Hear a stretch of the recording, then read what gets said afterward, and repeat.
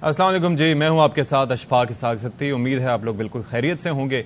माह रमज़ान जारी सारी और ज़ाहिर है कि 17 से ज़ायद रोज़े हो गए हैं। अब आप देखिए कि जल्द ही आखिरी अशरा भी शुरू हो जाएगा, तो लोग इबादत भी करें और बाकी सारी चीज़ें भी अपनी जगह चल रही हैं। लेकिन हम ओवरऑल तमाम तर सियासी मामलात पर भी बात करते हैं अपने इन प्रोग्राम्स में, और ख़ास तौर पर जो सियासी और आइनी मामलात हैं, और ज़ाहिर है कि वो जो जुड़े हुए हैं अदालती मामलात के साथ भी, तो उन पर भी बात करना बहुत ज़रूरी होता है। अभी हालिया दिनों में, अभी कुछ दिन पहले ही पाकिस्तान की सिक्योरिटी फोर्सेस ने एक बड़ी कामयाबी समेटी, और जो बलूचिस्तान में आप देखें कि एक इंटेलिजेंस बेस्ड ऑपरेशन किया गया जिसके नतीजे में एक नहायत मतलूब टारगेट पकड़ा गया। अच्छा, जब उस टारगेट के हवाले से, उस मुलजिम के हवाले से हमने बात की, गुलजार इमाम और उस शंबे नामा है उसका, और उसके हवाले से जब हमने डिटेल्स ली तो मालूम यह हुआ कि कुलभूषण यादव, आपको याद होगा कि एक हाजिर सर्विस नेवल कमांडर था भारत का, इस वक्त भी पाकिस्तान की तहवील में है। गो के भारत ने बड़ी कोशिशें की कि किसी तरह से उसको आज़ाद करवा ले, लेकिन ऐसा मुमकिन नहीं हो सका। तो जो हमारे सिक्योरिटी एक्सपर्ट्स हैं वो ये बताते हैं कि ये जो कामयाबी है, ये जो गिरफ्तारी है, ये उससे भी बड़े लेवल की है। तो माशाल्लाह से हमारी सिक्योरिटी फोर्सेस ने बड़ा ज़बरदस्त किस्म का कारनामा अंजाम दिया। और अगर आपको याद हो कुलभूषण यादव का वाकया, तो उस वक्त किस तरह से उसको गिरफ्तार किया गया था, किस तरीके से उसको ट्रेस किया था, टारगेट किया गया था, और उस तरह से उसकी गिरफ्तारी अमल में लाई गई थी, तो बड़ी कामयाबी थी। अब ये जो वाकया है, ये बरामदाग बुगटी का नायब था ये शख्स, और पाकिस्तान दुश्मन सरगर्मियों में मुलव्वस था। भारत भी इसका आना जाना था, बल्कि वहाँ का पासपोर्ट भी बताया जाता है कि उसका बना हुआ था। तो इससे आप अंदाज़ा कर सकते हैं कि ये शख्स किस तरह से पाकिस्तान के मुफादात को निशाना बना रहा था। और जाहिर है कि ऐसी गिरफ्तारी कि एक तो या तो आप किसी प्यादे को पकड़ते हैं, लेकिन ये दर हकीकत एक सरबराह का पकड़ा जाना जो कि पूरे नेटवर्क चला रहा था, तो ये जाहिर है कि एक बड़ा ज़बरदस्त काम किया है पाकिस्तानी सिक्योरिटी फोर्सेस ने। और एक और अहम चीज़ ये है कि उसने भरपूर ताउन का यकीन भी दिलाया, और जाहिर है कि उसे दिलाना पड़ेगा, क्योंकि मामलात ऐसे हैं कि एक दफ़ा आप शिकंजे में आ जाएं तो आप इस तरह से निकल नहीं सकते। तो बड़ा ईजी टाइम देख लिया था जी इन लोगों ने, और बाकी लोगों से भी जाहिर है कि जो हमारे अपने भाई हैं, जो हमारे अपने बच्चे हैं, जो हमारे अपने साथी हैं, वो किसी भी लिहाज से बहक गए हैं भारत की वजह से या फिर दीगर पड़ोसी मुल्कों की वजह से, जो कि पाकिस्तान का वजूद, जिनको जो पाकिस्तान के वजूद को ख़तरे में डालने की कोशिशें करते हैं, जो दहशतगर्दी एक्सपोर्ट करते हैं पाकिस्तान में, तो जाहिर है उनके लिए एक बड़ा ये धचका है, और ऐसे धचके पाकिस्तानी सिक्योरिटी फोर्सेस उनको पहुंचाती रहेंगी। तो ये बड़ा अच्छा जनाब एक ज़बरदस्त किस्म का इनिशिएटिव जो है वो लिया गया। अच्छा, अब ज़रा हम बात कर लेते हैं कि एक जानिब इस फ्रंट पे तो पाकिस्तान को कामयाबी मिली है, लेकिन जो हमारे आइनी और कानूनी मामलात हैं वहाँ पर क्या हो रहा है, वहाँ पर भी हमें यकसुई की ज़रूरत है। आप हमारे मुआशी मामलात को देख लें कि इन्फ्लेशन 44% पे है, IMF के साथ हमारी डील होके नहीं दे रही। इसहाक डार साहब ने अमरीका जाना था, वो गए नहीं, और कहते हैं कि जी मुल्क की जो मौजूदा सूरत हाल है उसके पेश नज़र वज़ीर आज़म साहब ने कहा कि आप ना जाएँ। दूसरी जानिब आप ये देख लें कि इलेक्शंस होने हैं, तो उनके लिए फंड्स की अरेंजमेंट, आज एक बयान जारी हुआ कि जी इलेक्शंस के लिए 10 अरब रुपए पंजाब के इलेक्शंस के लिए जारी कर दिए गए हैं, और ओवरऑल KP और पंजाब के इलेक्शंस को मिला के 21 अरब रुपए की रकम है। तो जैसे ही KP का शेड्यूल सामने आएगा तो वो हो जाएगा। उसके साथ साथ सवाल जो उठ रहा है आजकल वो है आईने पाकिस्तान की बालादस्ती का। ये सब अपनी जगह हो रहा है, लेकिन उसका एक सवाल ये उठ रहा है कि सुप्रीम कोर्ट का वाज़ेह फैसला मौजूद है, लेकिन उसके बावजूद क्या इलेक्शंस अपने वक्त पर हो पाएंगे? इलेक्शन कमीशन ऑफ पाकिस्तान अब बज़ाहिर ये लग रहा है कि वो इस मामले में ताउन कर रहा है, लेकिन क्या हुकूमत ताउन करेगी? आज के प्रोग्राम में इस पर भी बात करेंगे। दूसरा ये है कि ये जो इख्तियारात का मामला है, चीफ जस्टिस साहब के सू मोटो नोटिस लेने से मुतालिक, आपने सू मोटो का नाम हालिया हमारी तारीख में पहली दफ़ा उस वक्त सुना होगा जब इफ्तिखार मोहम्मद चौधरी साहब चीफ जस्टिस ऑफ पाकिस्तान हुआ करते थे, और उस वक्त एक जुडिशल एक्टिविज्म की एक लहर शुरू हुई थी 2009 में उनकी बहाली के बाद, जो कि 2012 तक चली थी। उस वक्त हमने ये पहले नाम सुना था, फिर दोबारा हमने नाम सुना जब साकिब निसार साहब चीफ जस्टिस पाकिस्तान बने, फिर उसके बाद अब ये दोबारा ये सिलसिला हम सुन रहे हैं। लेकिन अब अचानक ये हुकूमत को ख्याल आया कि ये इख्तियारात जो हैं वो चीफ जस्टिस साहब के पास, महज उनके पास नहीं होने चाहिए, और ये बाकी जजेस में तकसीम होने चाहिए। तो एक बिल भेजा गया था, और उसके अंदर जनाब ये तजवीज़ किया गया कि 3 सीनियर जजेस जो है वो तय करेंगे बेंचेस कैसे बनेंगे, ये बनेंगे। बहरहाल हुआ ये कि अब वो मामला, उस पर बिल को भेजा गया पार्लियामेंट से, असम्बली से मंजूर कराने के बाद सदर साहब को, सदर साहब ने अब जनाब भेज दिया वापस, और उन्होंने कहा कि ये तो आपके दायरे इख्तियार में ही नहीं है, ये आपके दायरे इख्तियार से बढ़ के है। तो अब इस सिलसिले में क्या हो सकता है, किस तरह से सारी सूरत हाल बनेगी, ये अभी देखना बाकी है। तो आज के प्रोग्राम में इसका अहाता करेंगे। अता तारड़ साहब ने इस सूरत हाल पे क्या तबसरा किया है, पहले आपको वो ज़रा सुनवा लेते हैं। आपने अपनी राय کا اظہار کیا ہے. آئین صدر کو پابند کرتا ہے کہ وہ 10 دنوں کے بعد واپس بھیجیں گے فار ریکنسیڈریشن. انہوں نے لکھ دیا کہ میں نے پارلیمان کو یہ واپس بھجوا دیا. پارلیمان اور حکومت ان تحفظات سے اتفاق نہیں کرتے اور انشاءاللہ اس بل کو جوائنٹ سیٹنگ میں لے کیا جائے گا پرسوں. پارلیمان کی دانست میں اور جو ہماری حکومتی اتحاد ہے اس کی دانست میں صدر پاکستان نے جتنے نکات لکھے ہیں ان میں کوئی وزن نہیں ہے. اچھا، رانا ثناء اللہ صاحب اس سے متعلق کیا فرماتے ہیں؟ ظاہر ہے کہ الیکشن کمیشن اب خاصا ایکٹیو ہو گیا ہے کیونکہ انہیں پتا ہے کہ انہیں جواب دینا ہوگا 10 اپریل کو. تو وہ کیا فرماتے ہیں آپ ذرا سنیے. کا کوئی حکم ہے ہی نہیں، سپریم کورٹ کا فیصلہ ہی نہیں ہے. سر من اللہ صاحب کے فیصلے کے بعد چیف الیکشن کمشنر کو اور الیکشن کمیشن کو بھی جو ہے وہ اپنے فیصلے پہ نظر ثانی کرنی چاہیے، ورنہ وہ توہین عدالت کے مرتکب ہو جائیں گے. 90 دن میں الیکشن نہیں ہو سکتے، یہ پتھر پہ لکیر ہے. یہ حقیقت ہے کہ 90 دن میں الیکشن ہو. آپ 90 دن کی جان چھوڑیں. آپ چلیں جی، تو مہمان جو ہمارے ساتھ موجود ہیں، ہمارا جو پینل ہے اس کا تعارف آپ سے کروائے دیتے ہیں. جہانگیر جدون صاحب ہمارے ساتھ موجود ہیں. بہت شکریہ جہانگیر صاحب، آپ نے ہمارے لیے وقت نکالا. ایڈوکیٹ جنرل اسلام آباد ہیں، ان سے ہم بات کریں گے. اس کے ساتھ ساتھ حیدر وحید صاحب ہیں، ماہر قانون ہیں، ہمارے ساتھ موجود ہوں گے. اور ساتھ ہی ساتھ عابد زبیری صاحب ہمیں جوائن کریں گے، صدر ہیں سپریم کورٹ بار کے، تو ان سے بھی ہم گفتگو کریں گے. تو حیدر وحید صاحب آپ سے ذرا اسٹارٹ کر لیتے ہیں. ظاہر ہے تھوڑا سا جاننا چاہیں گے اس وقت جو صورتحال ہے، اس وقت جو کچھ ہو رہا ہے، اگر ہم اس بات سے بات کریں صدر صاحب کے پاس ایک بل کو دستخط کے لیے بھیجنا، پھر ان کا واپس بھیج دینا، پھر اس کے بعد جو ہے وہ اب دوبارہ پارلیمنٹ کے مشترکہ اجلاس سے منظور ہونا، یہ اوور آل کس طرح کا میسج بھیج رہا ہے عوام کو؟ دیکھیں،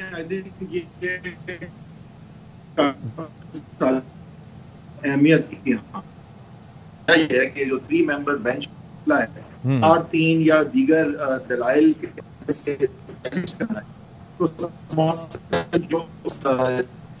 اچھا سر، ہم آپ کو دوبارہ کنیکٹ کرنے کی کوشش کریں گے. کوئی تھوڑا سا آڈیو میں آپ کے ایشو ہے. جہانگیر صاحب، اس وقت تھوڑا سا ہماری کلیئرٹی کہ آپ ذرا بتائیے گا کہ اس وقت سٹیٹس کیا ہے. ظاہر ہے کہ پہلے تو معاملہ ابھی یہ ڈسکس ہو رہا ہے کہ جناب یہ 2-3 کا معاملہ ہے یا 3-4 کا معاملہ ہے، 4-3 کا معاملہ ہے. اس میں اتنا ابہام کیوں ہے؟ کلیئرٹی کیوں نہیں ہے؟ لوگ سمجھ کیوں نہیں پا رہے ہیں اس کے اندر؟ 2 آراء کیوں ہیں آخر اس میں؟ یہ دیکھیں، بسم اللہ الرحمن الرحیم، اس میں تھوڑا سا آپ کو بیک گراؤنڈ میں پیچھے 2-4 ہفتے میں جانا پڑے گا کہ سب سے پہلے جب یہ اس کا الیکشن کا جو پنجاب کا اور کے پی کا سو موٹو لیا گیا تو اس وقت سب سے پہلے یہ مطالبہ تھا اکراس دا بورڈ کہ جی آپ فل کورٹ بنا دیں. اور فل کورٹ اگر بن جاتی، اور اس میں مجھے ابھی تک یہ سمجھ نہیں آ رہی کہ فل کورٹ نہ بنانے میں کیا مسئلہ تھا.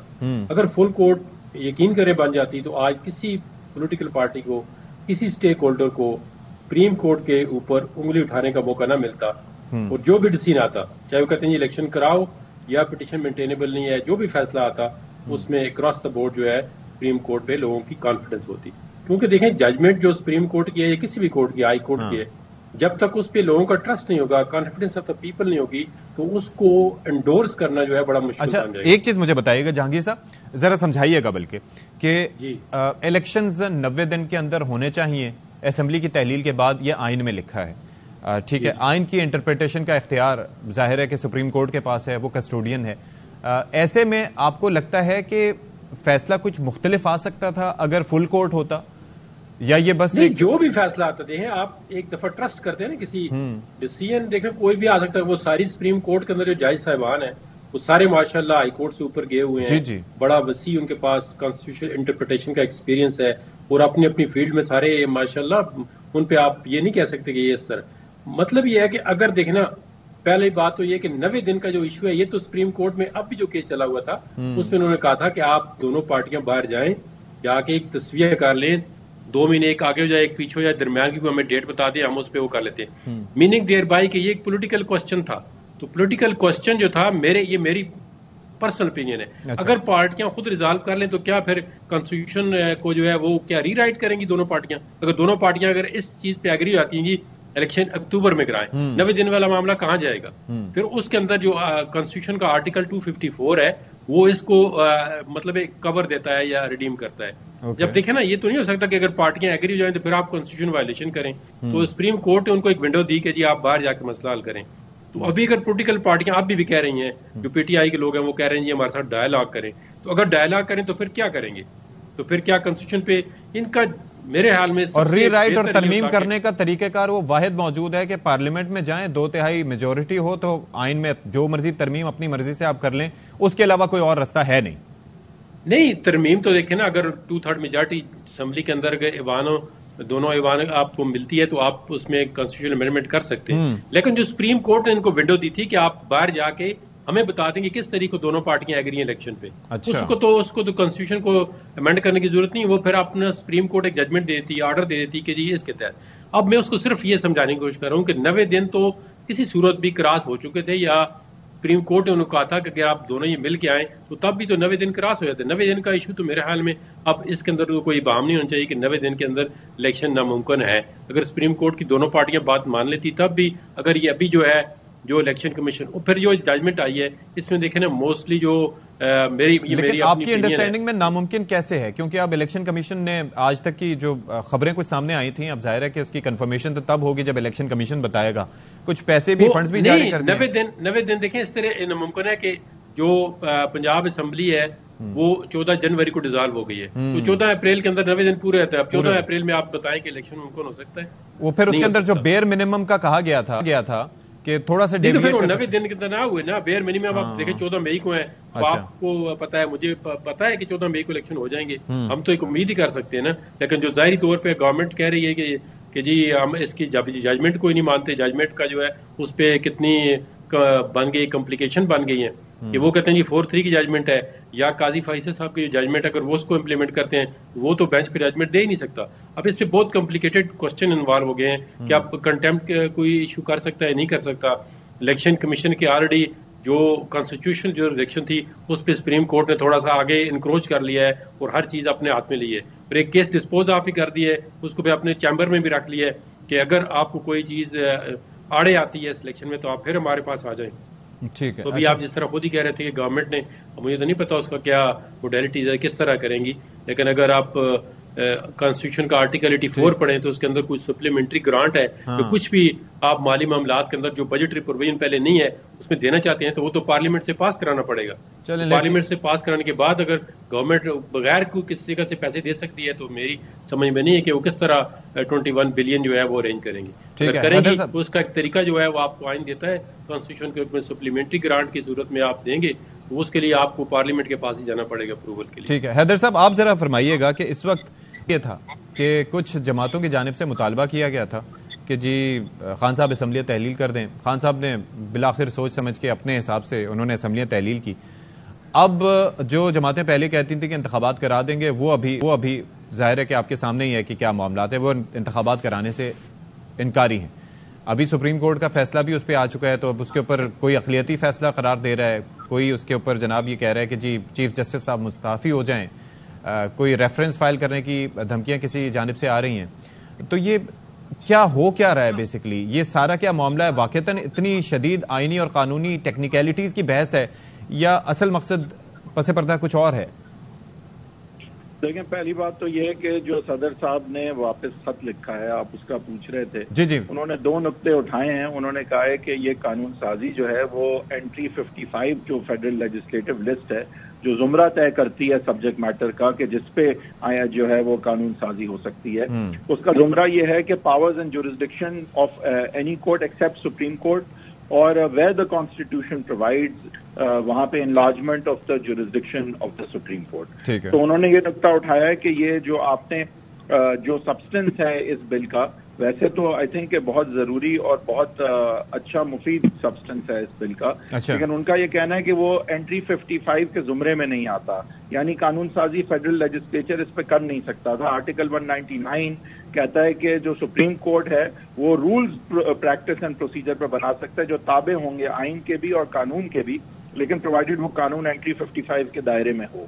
تو ان کا یہ کہنا ہے کہ اگر آپ پریکٹس اینڈ پروسیجر کے رولز اس طرح سے قانون سازی کے ذریعے سے بنا دیتے ہیں اور آرٹیکل 55 کے زمرے میں نہیں آتے تو پھر لہٰذا آپ جو ہے انڈیپینڈنس آف جوڈیشری کو بھی جو ہے وہ بریچ کر رہے ہیں آرٹیکل 175 میں جس کو تحفظ حاصل ہے, اور ساتھ ساتھ ان کا یہ مدعا ہے پریزیڈنٹ صاحب کا کہ انٹری 55 کے زمرے میں نہ آنے کی صورت میں یہ قانون سازی اس سبجیکٹ میٹر پہ نہیں ہو سکتی تھی اور آئینی ترمیم کی ضرورت ہے اس کے لیے.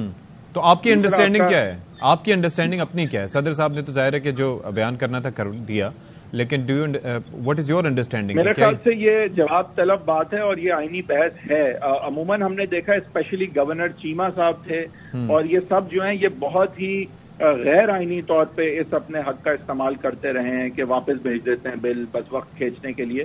یہاں پہ انہوں نے کوئی آئینی نقطے تو ضرور اٹھائے ہیں اور ظاہر ہے کہ جواب طلب ہے اور یہ جوائنٹ سیشن تو منڈے کو مسترد کر دے گا. آگے کانسٹیٹیوشنل چیلنج تو ضرور اس قانون کو فیس جو ہوگا وہ انہی بنیادوں پہ ہوگا. تو اینڈ میں فیصلہ تو اس کا جو ہے وہ آئین کے مطابق جو بھی ہے وہ تو عدالتوں نے ہی کرنا ہے. اب آپ دوسرا جو سوال آپ مجھ سے کر رہے تھے وہ اگر آپ ذرا تھوڑا دہرا دیں تو اس کا. چلے میں اس پہ آ جاؤں گا. پہلے عابد زبیری صاحب مین وائل ہمیں جوائن کر چکے ہیں، صدر سپریم کورٹ بار، ان سے بھی ذرا گفتگو کر لیتے ہیں، پھر اس نقطے پہ میں پھر سے آؤں گا.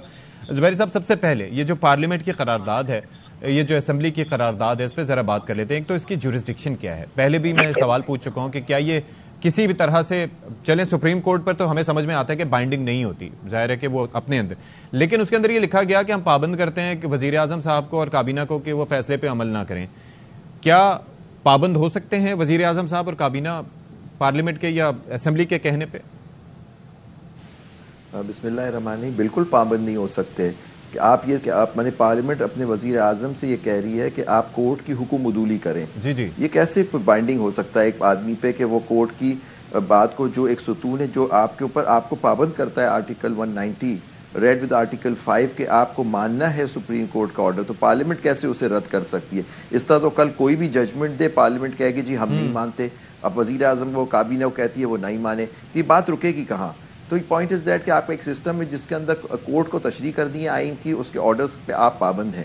آپ وہ بے شک وہ ناپسند آئیں، آپ اس کا ریویو فائل کریں، اپیل فائل کریں، جو قانونی طریقہ آپ اڈاپٹ کر سکتے ہیں آپ کریں، لیکن پوائنٹ از دیٹ وہ آپ اس کے پابند ہیں، آپ کو اس پہ اس کی تعمیل کرنی ہے. نہیں کریں گے اس کے بہت خطرناک نتائج ہو سکتے ہیں، کنٹینٹ میں جا سکتے ہیں اور آئین شکنی کی شک بھی آپ پہ لگ سکتی ہے. تو یہ چیزیں ساری بڑی وولیٹائل ہو گئی ہیں اور اس طرح سے تھوڑی ہو سکتا ہے کورٹ کا. دیکھیے کورٹ کی ججمنٹس آتی ہیں، اس کا اگر طریقہ ویلیڈیشن کا ایک پروسیجر ہوتا ہے کہ کوئی جو کورٹ پوائنٹ آؤٹ کرتی ہے کسی لاء میں نقص ہے، اس کو پارلیمنٹ اس نقص کو ریموو کر کے وہ پھر سے اس کی آئین اس ایکٹ کی ترمیم کرتی ہے. یہ باتیں تو ہوتی رہی ہیں، ویلیڈیشن کا ایک پوائنٹ ہوتا ہے. لیکن یہاں ایک بات کہیے 90 دن میں الیکشن کرانے، الیکشن کمیشن نے جو تاریخ دی وہ غلط تھی. یہ 2 فیصلے آ چکے ہیں. اب اس کے بعد آپ کہہ رہے ہیں جی ہم نہیں مانیں گے نہیں کریں گے، تو پھر ابھی ڈائریکٹ کلیش ہو رہا ہے، اور کلیش میں دیکھیے کہ آپ نہیں کریں گے پھر کورٹ کو اپنا طریقہ کار استعمال کرنا پڑے گا. اچھا عابد زبیری صاحب، ایک جو نقطہ اس میں اٹھایا گیا وہ مثال یہ دی جاتی ہے کہ اگر کوئی قتل کا بھی ملزم ہو اور کسی نے اس کو رنگے ہاتھوں بھی پکڑا ہو تو فیئر ٹرائل کا حق اس کو حاصل ہوتا ہے. فیئر ٹرائل میں وہ اعتراض بھی کر سکتا ہے جج صاحبان پہ، جج جو ایک بینچ ہے اس کی تشکیل پہ بھی. تو یہاں پر یہ اعتراض اٹھایا جاتا ہے دوسری جانب سے کہ فیئر ٹرائل کا حق نہیں دیا گیا. فیصلہ بھلے آ جاتا 90 دن کا، لیکن ایک فل کورٹ بنانے کا جو مطالبہ جو ہر طرف سے کیا گیا اس پر کسی نے کان نہیں دھرے. تو آپ سمجھتے ہیں کہ یہ ایک ویلڈ آرگومنٹ ہے؟ بالکل غلط بات ہے. اچھا جی بالکل غلط بات ہے اشفاق صاحب. میں کورٹ میں موجود تھا، جدون صاحب بیٹھے ہیں، یہ بھی اس کیس میں موجود تھے. ٹھیک ہے. پہلے 2 ججوں پہ جو جسٹس اعجاز الاحسن اور جسٹس مظاہر نقوی صاحب پہ یہ سارے پولیٹیکل پارٹی کے جو وکلا وہاں موجود تھے اس کیس میں، سو موٹو کیس اور CP 1 اور 2 آف 2023 میں انہوں نے اعتراض اٹھایا، ان پہ وہ اٹھاتے رہے. پھر پیپلز پارٹی کے جو وکیل تھے سینئر وکیل، انہوں نے ایک اپلیکیشن دی تھی کانسٹیٹیوشن آف فل کورٹ کی. یہ بیٹھے ہیں جدون صاحب ایڈوکیٹ جنرل، بہت ہی محترم انسان ہے. ان سے پوچھے کہ وہ خود ہی انہوں نے وڈرا کر لی. اس پہ فاروق نائک صاحب نے وہ اپلیکیشن وڈرا کی. تو یہ کیسے کہہ رہے ہیں فل کورٹ کی؟ اور دیکھیں جو باتیں میجورٹی مائنورٹی کی باتیں ہو رہی ہیں، آپ یہ بتائیے، میں 2-3 چیزیں پوچھنا چاہتا ہوں. یہ بیٹھے 2 بڑے وکیل بیٹھے ہوئے، ان کے سامنے بھی رکھنا چاہتا ہوں، جدون صاحب بھی وہاں موجود تھے. آپ بتائیے کہ وہ 9 ممبر لوگوں نے سائن کیا ریکانسٹیٹیوشن آف بینچ. پہلے نوٹ لکھ دیے گئے. ایک جسٹس اطہر من اللہ صاحب نے کہا کہ فل کورٹ ہونا چاہتا ہے، اس لیے غلط ہے، میں پٹیشن ڈسمس کرتا ہوں. پھر جسٹس یحییٰ افریدی نے کہا کہ یہ پٹیشن تھوڑی لاہور ہائی کورٹ میں کیس پینڈنگ ہے، یہ پٹیشن اگر پھر بھی میں اگر چیف جسٹس صاحب مجھے بینچ میں بٹھانا چاہیں تو میں تیار ہوں. مطلب یہ اس طرح کے نوٹس آ گئے. اب 23 کو یہ نوٹس آ گئے تھے. اب نوٹس ہیں، یہ آرڈر ہے، کیس تو چلا ہی نہیں. کیس تو چلا ہی بعد میں ہے جب ریکانسٹیٹیوشن آف بینچ ہو گئی, سب نے اس پہ سائن کر دیا, 4 جج اس سے الگ ہو گئے اور 5 کی بینچ پر بیٹھ گئے, اور 2 لوگ جج جو اس میں معزز جج صاحبان جو بیٹھے تھے جنہوں نے کیس سنا, انہوں نے یہ بیٹھے ہیں جدون صاحب, انہوں نے کبھی مینٹینیبلٹی پہ تو بات ہی نہیں کی اس کیس میں, کسی وقت بھی نہیں کی گئی, نہ وکیلوں نے کی نہ کچھ کی کیس مینٹینیبل نہیں ہے, جبکہ وہ جو ججز تھے ان میں سے 2 معزز جج صاحب نے کہا تھا کیس مینٹینیبل نہیں ہے کیونکہ ہائی کورٹ کے اندر یہ میٹر پینڈنگ ہے. تو یہ چیزیں اب اس کو. اچھا, تیسری بات جو سب سے امپورٹنٹ بات ہے جو مجھے اب سمجھ نہیں آ رہی, نوٹس آ رہے ہیں, ہر ایک کوئی امپورٹنٹ سے پہلے ایک نوٹ آ جاتا ہے, افسوس کے ساتھ یہ بات کہنی پڑتی ہے. آپ دیکھیے یہ پریسیڈنٹ سیٹ ہے کہ نوٹس اس طرح کے آتے رہتے ہیں؟ نہیں, آپ دیکھیں جو میں آپ سے بات کرنے لگا ہوں وہ یہ ہے کہ کوئی, آپ ابھی فیئر ٹرائل کی مجھ سے بات کر رہے تھے کہ کیس میں سنا نہیں گیا, فیئر ٹرائل سب کو ملا, سب پارٹیوں کو سنا, پولیٹیکل پارٹیز کو سنا گیا.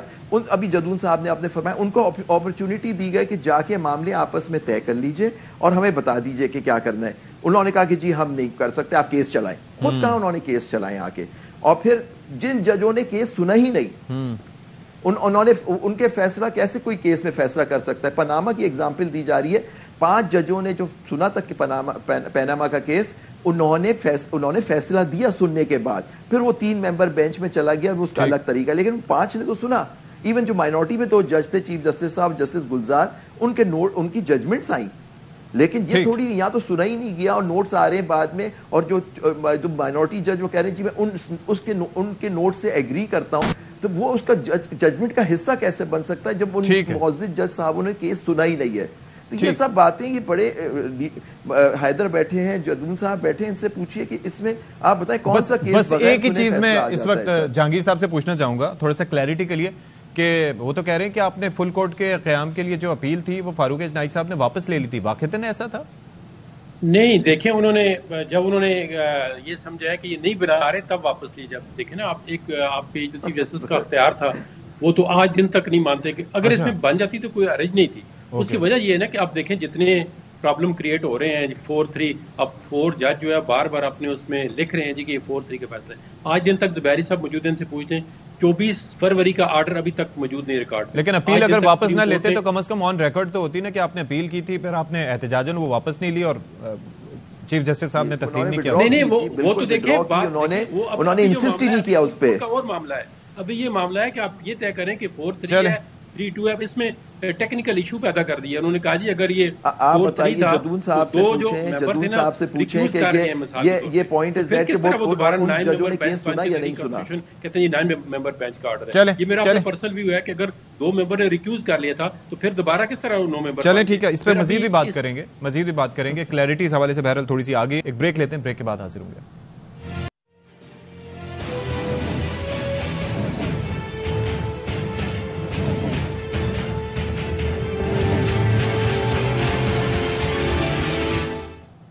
جی, وقفے کے بعد پروگرام میں ایک بار پھر سے خیر مقدم کرتے ہیں. حیدر وحید صاحب, یہ آپ سے ذرا گفتگو کا آغاز یہاں سے کرنا چاہوں گا بریک کے بعد, کہ ایز اے لے مین ایک عام آدمی اگر دیکھتا ہے جو سپریم کورٹ آف پاکستان کی جانب انصاف کے لیے, اور اگر وہاں سے جو آنے والے فیصلے ہیں ان کو ٹی وی اسکرینز پر دیکھتا ہے, سوشل میڈیا پہ دیکھتا ہے کہ ایک فیصلہ آ رہا ہے, اس کے بعد جو ہے وہ اختلافی نوٹ آ رہا ہے, پھر ایک دوسرا نوٹ آ رہا ہے, پھر اس طریقے سے مختلف جگہوں سے خبریں آ رہی ہیں, ایک تقسیم کی انڈیکیشن آ رہی ہے, تو کیا میسج جو ہے وہ کنوے ہو رہا ہے وہاں سے جو کہ نہیں ہونا چاہیے, یا اس کو مس انٹرپریٹ ہم لوگ کر رہے ہیں؟ دیکھیں, میسج جو ہے وہ جہاں ہر جگہ سے آج کل وہی آ رہا ہے کہ یہ اینکر میرا ہے, یہ ان کا ہے, چینل میرا ہے, یہ ان کا ہے, یہ جنرل میرا ہے, یہ جنرل ان کا ہے, یہ جج میرا ہے, یہ جج ان کا ہے. اور یہ پولرائزیشن جو ہے وہ میرے خیال سے اس حد تک اب بڑھ کے ایسے اداروں میں بھی چلی گئی ہے جہاں اس کی گنجائش نہیں ہے. دیکھیں, اختلاف ایک حسن ہے نہ صرف جمہوریت کا بلکہ ایون اداروں میں, یعنی کہ کم سے کم جہاں تک جوڈیشری کا تعلق ہے تو ڈسینٹ وہاں پہ جو ہے اختلافی نوٹ جسے کہتے ہیں وہ حسن ہے ایڈجوڈیکیٹ ہونا چاہیے.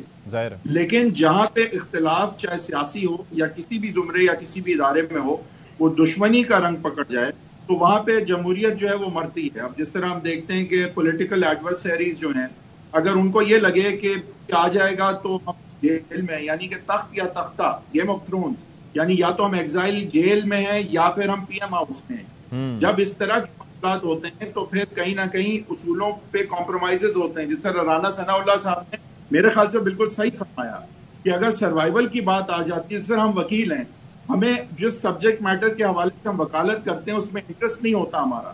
اگر ہوگا تو ہم بھی, میری اربوں کی پراپرٹی لگی ہوئی ہے تو شاید میں اصولوں کا, قوانین کا وہ خیال نہ کروں ایز اے پروفیشنل جو میں وکیل کرتا ہوں. اسی طرح سے جو سٹیکس ہیں وہ سیاستدانوں کے لیے اب اس حد تک بڑھ گئے ہیں, اور یہ نہیں ہونا چاہیے کہ کوئی سمجھ رہا ہے کہ اگر میں اقتدار میں نہیں ہوں تو جیل میں ہوں. تو یہ کہیں people you need to step back, اور اس طرح کی جو ہیں وہ اپریہنشنز نہیں ہونی چاہیے ایک دوسرے کے بارے میں جتنا بھی سنگین ہے.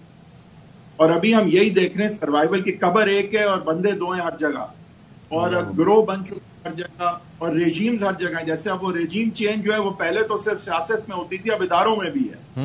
تو میرے خیال سے یہ ایک بہت قسمتی کی بات ہے. اور یہ دیکھیں کہ آوے کا آوا بگڑنا شروع ہوا تھا جب ہم نے دیکھا کہ نواز شریف صاحب کو ہٹایا گیا, اس کے بعد ان کو انشور کیا گیا 5 دن جو ہے 7 دنوں میں پیشیاں ہوتی تھیں, اور ان کو کنوکٹ کر کے الیکٹورل رول سے ہٹایا گیا, کیمپین نہیں کر سکے, جیل میں تھے, الیکشن ہو گئے, وہ ہار گئے. اس کے بعد پھر عمران خان کو ہٹایا گیا, اس کے بعد پھر ریکارڈ ساگا شروع ہوتا ہے.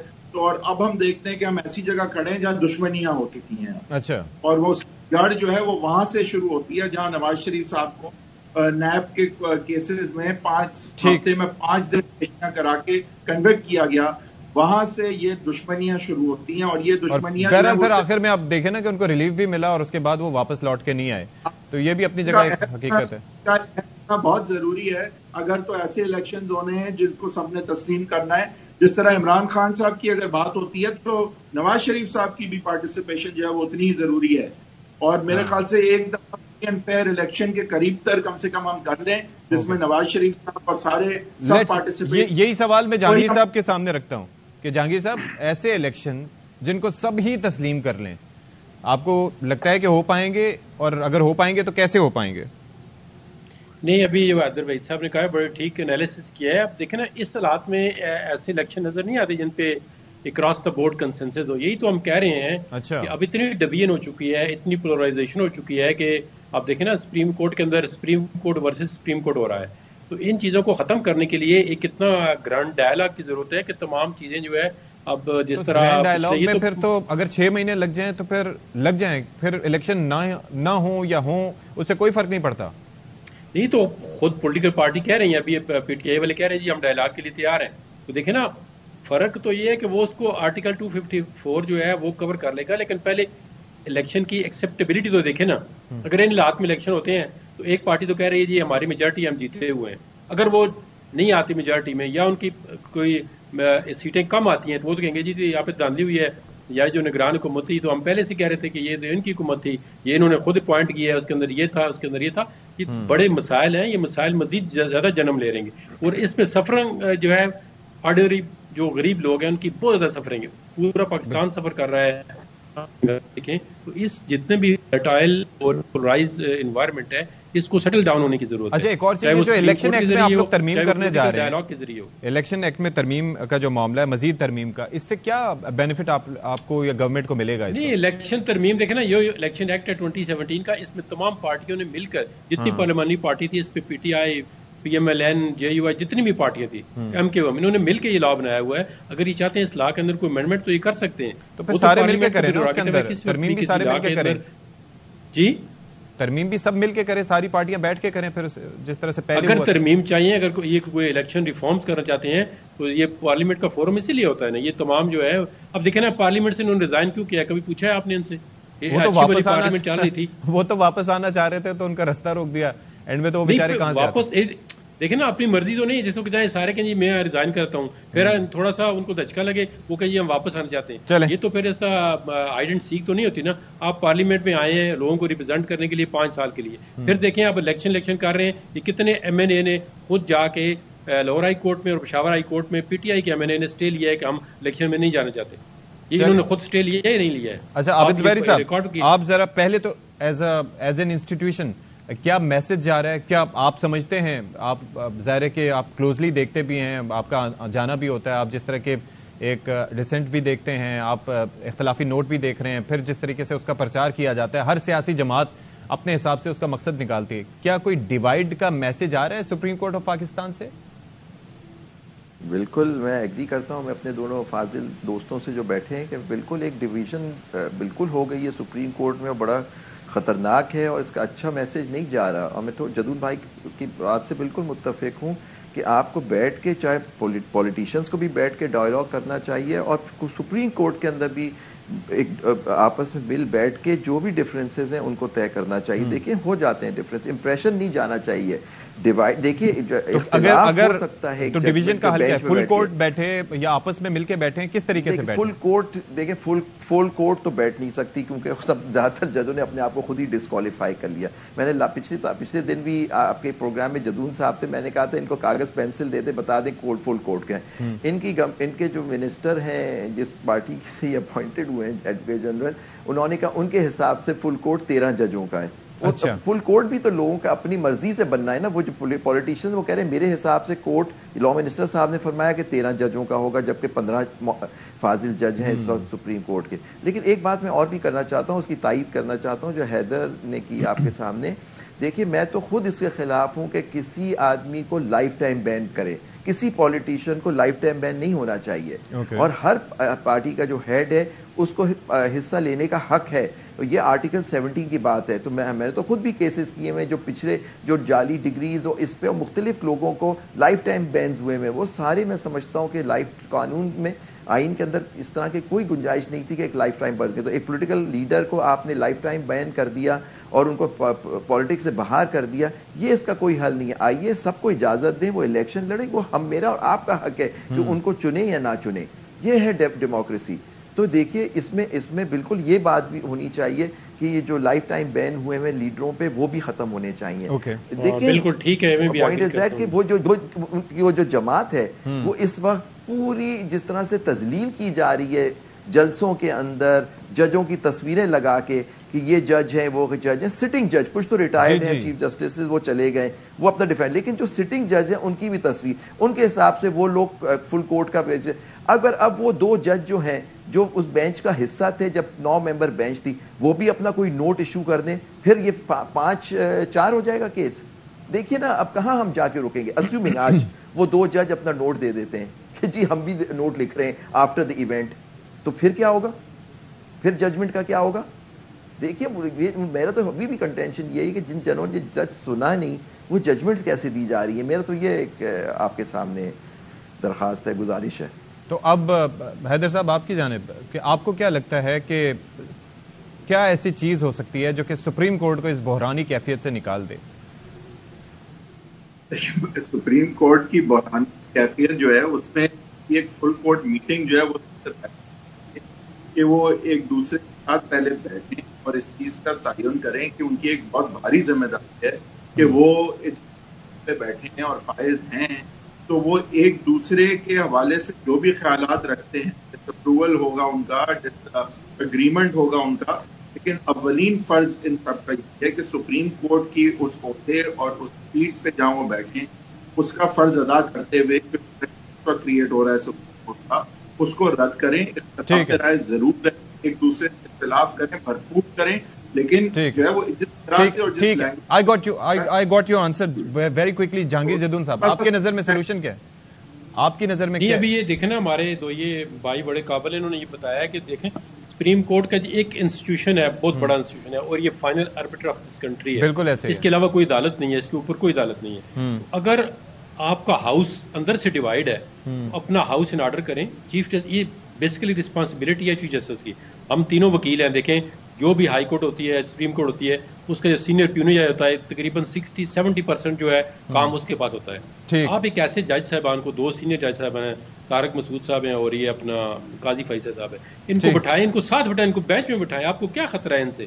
دیکھیں نا ایک آپ ایک سمبیالک اور ایک منتظم جج ہیں. کورٹ ہے تو ظاہر ہے کہ کورٹ ہے، یونٹی ہے ہماری. تو یہ فل کورٹ جس طرح انہوں نے کہا ہے آپ نے اندر ایک میٹنگ بٹھائیں، اس میں یہ اپنے مسئلے ریزالو کریں تو تمام آگے چل کے یہ زبیری صاحب سے بھی ان کا موقف لے لیتا ہوں. عابد زبیری صاحب، سپریم کورٹ بار کی جانب سے کیا سجیشن جائیں گی اس وقت؟ بھائی ہم تو اپنا رول پلے اپنے کرنے کے لیے تیار ہیں. اگر ہم اس میں کوئی بھی رول کر سکتے ہیں، ہم نے اپنے پہلے بھی آفر کیا کہ ہم सालिस भी बनने के लिए तैयार हैं अगर हमें मौका दिया जाए, बिल्कुल बैठें। और मैं बिल्कुल जदून साहब की बात से एग्री करता हूँ कि देखिए आप उनको इन सबको बिठाएं, लेकिन हाँ अगर खुद नहीं बैठना चाहें वो अलग बात है, क्योंकि जज की अपनी मर्जी होती है। आप बेशक बेंच बनाए, उसकी मर्जी होती है एक जज की, वो बैठे उस बेंच में या नहीं बैठे। जैसे आपने देखा कुछ जजों ने अपने आप को कर लिया, लेकिन हमला करके उनको और रोज उनकी बेइज्जती करके उनसे कहें आप उठ के चले जाएं, हमें आप पे एतमाद नहीं। देखें तो कल कोई भी मैं और आपका केस हो, मैं जज के सामने कह दूंगा कि नहीं, तो इनको आप बिल्कुल सही बात है, फुल कोर्ट की मीटिंग होनी हम बिल्कुल इस वक्त पुराने जजों को, जो हमारे पुराने फॉर्मर चीफ जस्टिस हैं, उनको भी रोल प्ले करना चाहिए। बिल्कुल जी, हम ना आईनी, सियासी, कानूनी, मुआशी किसी भी बहरान के मुतामिल नहीं हो सकते। आप तीनों मुअज़्ज़ज़ मेहमानान बैरिस्टर जहांगीर जदून साहब, आबिद ज़ुबैरी साहब और हैदर वहीद साहब, आपको बहुत शुक्रिया कि आपने बड़ी मुफीद तजावीज़ दी। एक ब्रेक लेते हैं, ब्रेक के बाद सम अप करेंगे शो को।